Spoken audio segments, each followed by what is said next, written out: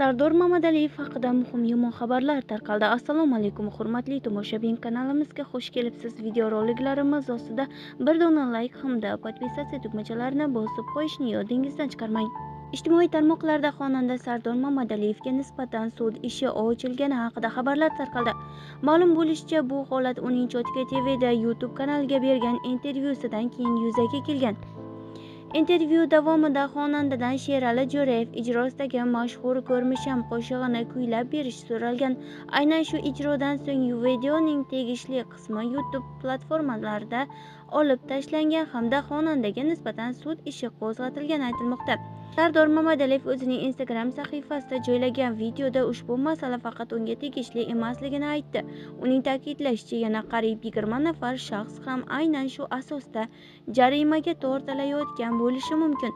Hozircha jarima miqdori ochilmagan. Bundan tashqari, xonanda Adliya vazirligiga ketayotgan paytda avtomobilni xavfsizlik kamarini taqmasdan boshqargani ham qayd etilgan. Shu sababli Ichki ishlar bosh boshqarmasi xodimlari tomonidan u bilan profilaktik suhbat o'tkazilib, tegishli tartibda ma'muriy bayonnoma rasmiylashtirilgan. Haydovchi yo'l harakati qoidalarining 9-bandiga amal qilmagani uchun unga nisbatan choralar ko'rilgan, deyiladi xabarda.